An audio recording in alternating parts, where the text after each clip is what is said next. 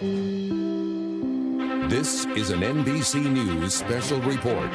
Here's Savannah Guthrie. Good morning, everybody. We are coming on the air with breaking news out of the White House. The president has tested positive for COVID-19. That, according to a statement from the White House released just moments ago.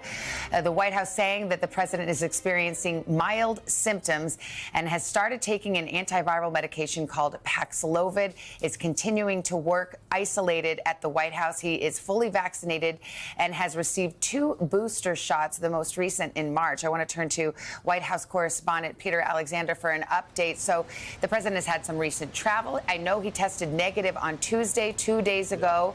Now he has tested positive. Fill us in.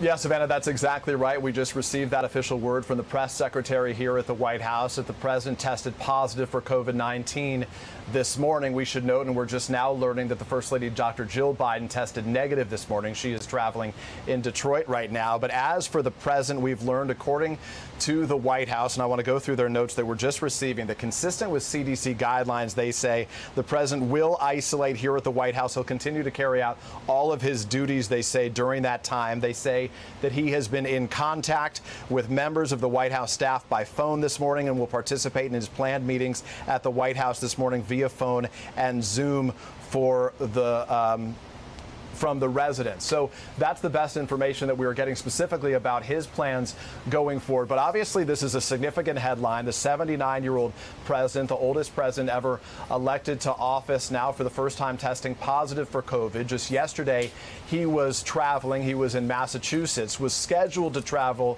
to Wilkes-Barre, Pennsylvania today for a separate event. Clearly, that's not going to take place as a function of his requirements by protocol to isolate. So the questions become, how will this impact his schedule? How will his health be going forward? Obviously, we've been paying close attention to his health over the course of the last year and a half, frankly, for the last 2.5 years almost since the pandemic began, where he had been very cautious and the president's aides had been quite cautious in doing their best to make sure that he would steer clear of COVID.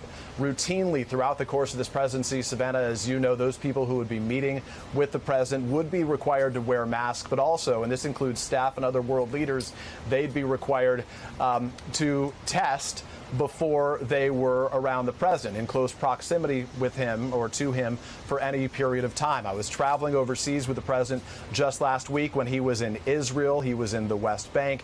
He was in Saudi Arabia as well, where we don't know the specifics on his testing cadence there, though he last tested negative, earlier this week. But certainly there were a lot of precautions taken during those visits as well. But obviously, during the course of travel, the potential also exists that the president could be among others who may have had this virus. So at this time, it remains unclear exactly where he would have got it. But most notably, the White House says, to use their words, he is, quote, dealing with very mild symptoms, as they describe it, in an effort, Savannah, obviously, to try to downplay the seriousness of his health condition at this time. But we're going to have to ask further questions, and we'll pay a close attention to how he does in the days ahead. Yeah, importantly, there is now Paxlovid, which is one of the therapeutic medicines that is prescribed in the early days of a positive COVID diagnosis. So the president is on that. There are also monoclonal antibodies, which can be given in a situation like this. Does not sound like that has happened so far. Not only is it a question of where he may have gotten it, and this subvariant of Omicron is extremely contagious, no doubt. So it's really difficult to say. But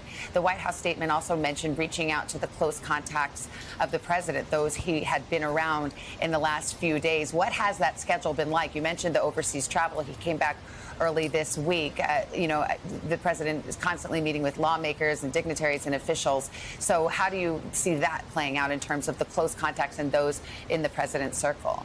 Well, he certainly has had a series of events. Yesterday, the most notable one, that was the public visit that he made to Massachusetts, where he was there with members of his staff and some other lawmakers, Elizabeth Warren, Senator Markey. They were among those who were in attendance for his remarks there in Massachusetts. But I want to go through some of the other detail that we're getting. And the White House is communicating how it's going to keep the American people up to date on the situation as it relates to the president. They say, out of an abundance of transparency, the White House will provide a daily update on the president's status as he continues to carry out the fullest duties of the office while in isolation. Per the standard protocol for any positive case, the White House medical unit is, as you note, informing all the close contacts contacts, including members of Congress, though they don't detail who those may be, and any members of the press who interacted with the president during yesterday's travel. The president's last previous test, Savannah, as we just reported, was on Tuesday when his test result was negative. He was at church when he got back from overseas on Sunday.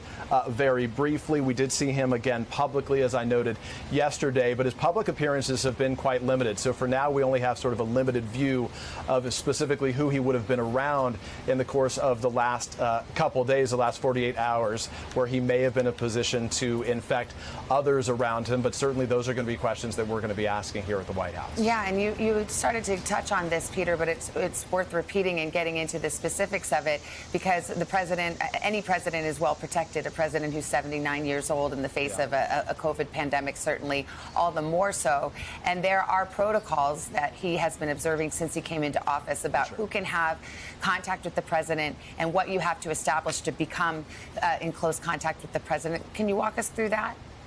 Yeah, you're exactly right. I mean, the White House has been very strict in these protocols, and frankly, for the course of the time that since his presidency began, in order to be in what we describe as the press pool, that immediate group of reporters who would interact with the president in some close space, you would have to test negative that day, which is to say, if you were being invited into the Oval Office, you would have had to have a negative test before you spent any time around the president. And that wasn't unique to the press, Savannah. That applied to the members of Congress, to the world leaders, and to the members of the president's own staff, who we would routinely see wearing different neon bracelets, those sort of, those stick-em bracelets that we've been wearing so often as part of this procedure over the course of the last couple of years that would indicate that they were negative as you walked around campus. And if you were positive, you not only were not allowed on campus, but would have to test negative multiple times before your return after at least a period of, I believe it was 10 days. I tested positive a while back, and those restrictions were certainly applied to me as they are applied